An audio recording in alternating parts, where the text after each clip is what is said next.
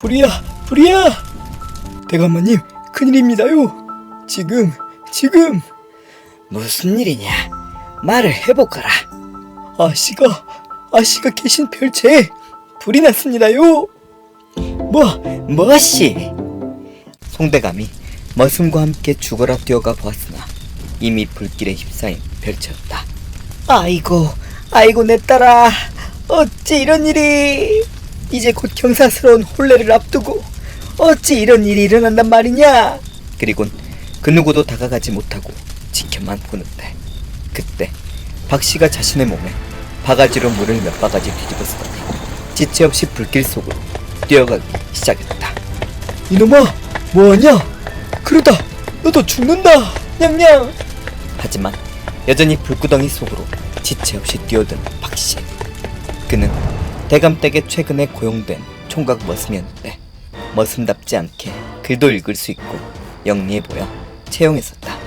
잠시 뒤 불길 속에서 박씨가 송대감의 외동딸을 아는 채 모습을 드러냈다. 자신의 몸은 이곳저곳 심하게 그을린 채. 아이고 딸아, 뭐하느냐? 어서 의원님을 모셔오거라. 이보게, 박씨, 괜찮은가? 이보게. 아씨를 냥냥. 그렇게 3일 만에 정신을 차린 딸은 아직도 누워있는 박씨를 보더니 대뜸 이렇게 말했다. 저 박씨에게 시집가렵니다. 서대감님집 혼사를 취소해 주십시오. 냥냥. 그게 무슨 소리냐? 대뜸 다성사된 혼례를 취소하다니 이게 무슨 소리란 말인가. 옛날 학식이 아주 높은 송대감이 살았다. 그에겐 무남 동녀, 외동딸이 하나 있었는데 그 이후론 아무리 노력해도 자식이 생기지가 않았다. 에휴, 아들을 낳아 내 대를 이어 가문을 빛내려 했건만. 학식이 높았던 송대감은 아들이 없는 서러움을 딸아이에게 글을 가르치며 풀었다. 그런데 이 딸이 미모만 뛰어날 뿐만 아니라 어찌나 똑똑한지 가르쳐주는 족족 글을 이해하였고 어느덧 16살이 되는 해에 어느 산에 못지않은 수준의 학문을 성취하게 되었다. 참, 사내로 태어나지 못한 게 아쉽구나. 사내였으면 장원급제는 하고도 남았을 텐데. 냥냥. 참으로 여자로 태어난 게 아쉬울 정도였다. 결국 눈부신 미모와 학식을 모두 갖춘 송대감의 여식에 대한 소문이 퍼져 며느리를 삼고자 하는 집안이 나타났으니 조상 때부터 높은 벼슬을 내리하고 있는 서씨 가문이었다. 당연히 마다할 이유가 없던 송대감은 혼사를 수락했고 이제 곧 있으면 딸은 서대감 댁에 시집을 가게 되었다. 아씨, 축하드립니다.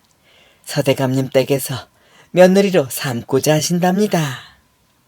그래, 난 서대감님 댁으로 시집을 가게 되었구나. 예, 아주 유명한 집안인데 정말 잘 되셨습니다. 그래, 잘된 것이로구나. 이 세상에선 여자로서 뜻을 펼칠 수 없으니 내 남편 될 사람이라도 훌륭한 분이면 좋겠구나. 냥냥. 송시처녀는 자신의 남편 될 사람이 너무나 궁금했다. 결국 고민 끝에 이보게나, 자넨 서대감 댁 머슴 몇몇과 친분이 있지 않던가?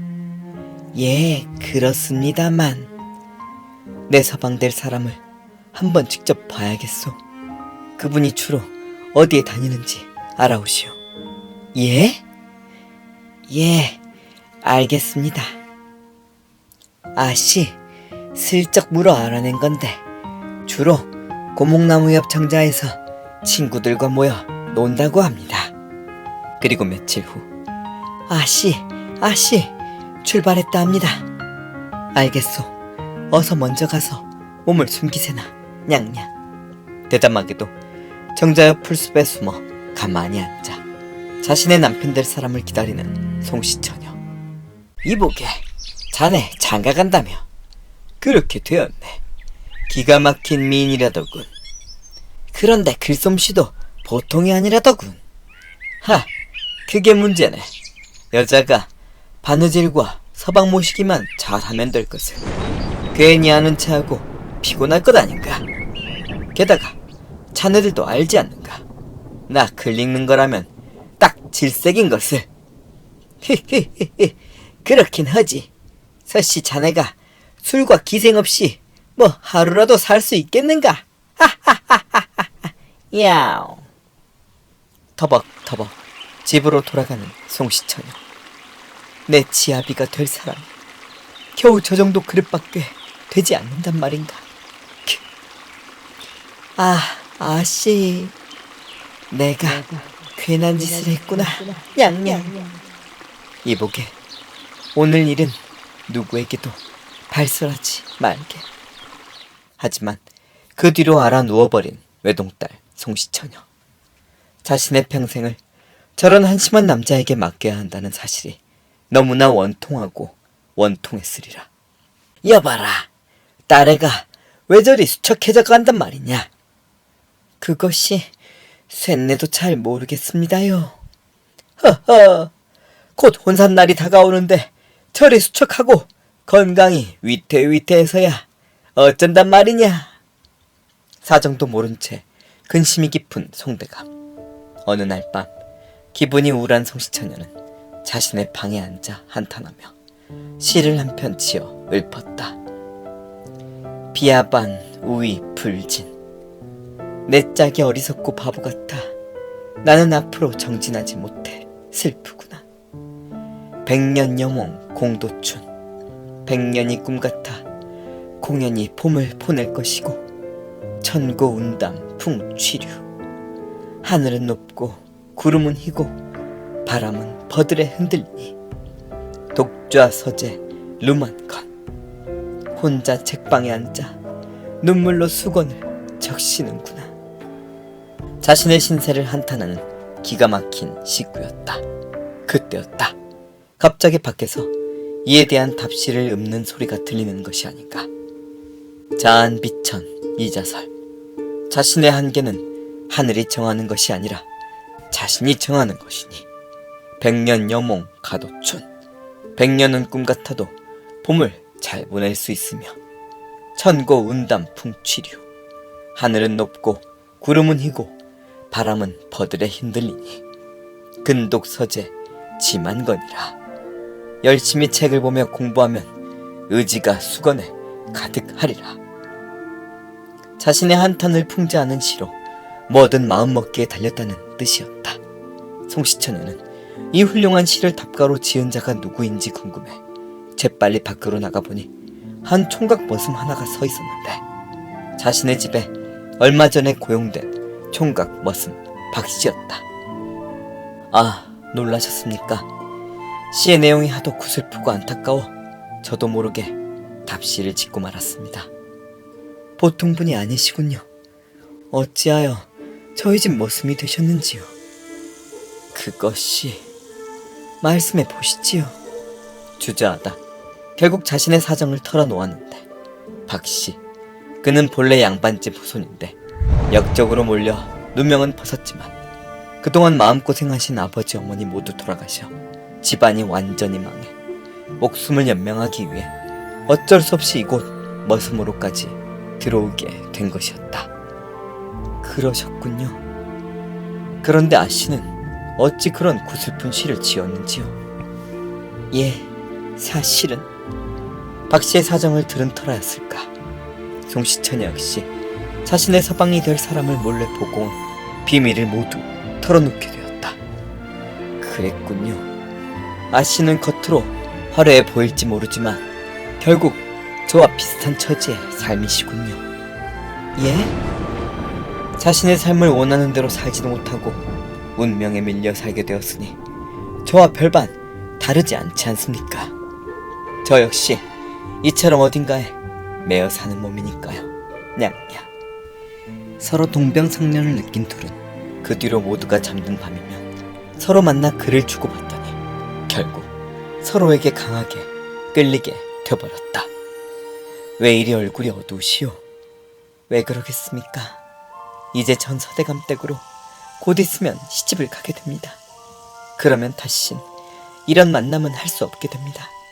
차라리 이리 사느니 그냥 모든 걸 말씀드리고 혼인을 취소하려 합니다. 안 돼요.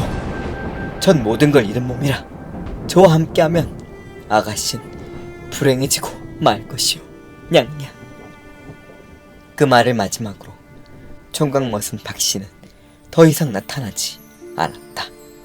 그러다 홀로 방에서 혼인 날만 기다리던 송시처녀 방에 불이 난 것이다. 일부러 낸 건지 사고로 난 것인지 아무도 모른다. 그렇게 깨어난 송시처녀는 아버지께 고했다. 어차피 죽을 목숨이었으니 저의 은인인 박씨와 제 앞날을 함께 할 것입니다. 무엇이라? 이를 어찌하면 좋단 말이냐? 서대감과의 사돈되기가 어디 쉽단 말이냐? 이 좋은 혼처를 포기하다니 저 녀석의 생각이 완고하구나. 형님, 제게 좋은 생각이 있습니다. 그래, 무엇이냐? 이렇게 한번 해보시지요. 오, 옳았구나. 그럼 저 녀석들도 어쩌지 못하겠지. 냥냥. 그리고 송대감은 자리에서 겨우 일어난 총각집사 박씨와 딸을 불러 사람들 앞에서 소리쳤다. 그래, 네가 정말 내 딸을 데려가고 싶다면 내 너의 진심을 시험해보고 싶다만 어떤 것인지요? 그 전에 넌 내 딸을 위해서라면 네 목숨을 버릴 자신도 있느냐? 송시처녀가 자신을 간절한 눈으로 바라본다. 잠시 고민하듯 눈을 감았던 박씨. 예, 있습니다. 그렇지 않았다면 불구덩이로 뛰어들지도 않았을 것입니다. 오, 그렇지, 그래. 대단한 사랑이네. 멋지구먼. 어흠흠. 그래, 좋다. 내 너에게 마지막 시험을 내리마. 여기 내 손에 두 쪽지가 있다. 이 둘 중에 하나는 살생이 적혀있고 하나는 죽을 사가 적혀있다. 네 녀석이 살생을 뽑으면 하늘의 뜻으로 알고 내 딸을 너에게 주마. 이야. 오메, 저게 무슨 소리야? 아이고, 죽을 살을 뽑으면 꼼짝없이 죽겠네. 아유, 나 같으면 포기하겠네 그랴. 아버님. 아하, 넌 가만히 있거라. 이 이상은 나도 양보 못한다. 형님, 이리 하시지요. 살생과 죽을 살을 적은 두 쪽지 중에서 하나를 뽑게 하여 살생을 뽑으면 딸과 혼인시켜준다 하고 죽을 살을 뽑으면 죽인다 하십시오. 뭐야? 그러다 진짜 살생을 뽑으면 어떡하느냐? 형님, 누가 진짜 살생을 거기에 넣은다 하였습니까? 두 쪽지다 죽을 사만 넣으셔서 어느 것을 뽑더라도 죽을 사가 나오게 하셔야지요. 이야. 오, 하지만 다른 쪽을 확인하자 하면 어떡하느냐? 걱정 마십시오. 죽을 살을 뽑자마자 저와 하인놈들이 기다렸다가 다른 쪽 확인도 하자기 전에 몽둥이를 휘둘러 반죽음으로 만들어 놓겠습니다. 죽을 살을 뽑았으니 그 누구도 뭐라 하지 못할 것입니다. 오호라. 그래, 그렇게 하자꾸나. 냥냥. 역시나 박씨 뒤엔 송대감의 동생과 하인들이 뽑자마자 족을 치려고 대기 중이었다. 긴장되는 순간 몸을 겨우 가누던 박씨가 송대감의 손에 들린 쪽지 하나를 집었다. 준비해라. 그런데 그때 갑자기 박씨가 그 쪽지를 입에 넣고 꿀꺽 삼켜버리는 게 아닌가. 펴보지도 않고. 대감얼은 이제 남은 패는 하나이니 그게 생이면 제가 죽음을 뽑은 것이니 죽을 것이며 그게 죽음이라면 제가 먹은 게 생이니 따님을 제게 주십시오. 냥냥. 헐. 고요 속에 모두가 지켜보는 가운데 갑자기 송대감 역시 나머지 쪽지를 입에 넣고 삼키더니 소리쳤다. 서대감님께 혼인을 취소한다 알리고 박씨와 딸의 혼인을 준비하거라. 아버님. 대감어른. 돌아서는 송대감의 눈에 분함보다 감탄의 눈빛이 남아있을 뿐이었고 이렇게 생각했다. 저 녀석 보통 놈이 아니구나. 잘만 키우면 우리 집안을 일으켜 세우겠어. 냥냥.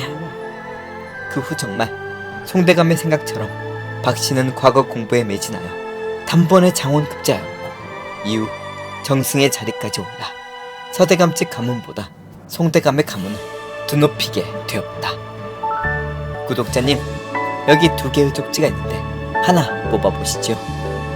왼쪽을 택하신 분은 왕복이고 오른쪽을 택하신 분은 대복이니 어느 쪽을 택하셨든 큰 복 받으시겠습니다. 복채는 구독, 좋아요, 댓글, 알림 설정입니다. 감사합니다. 냥냥.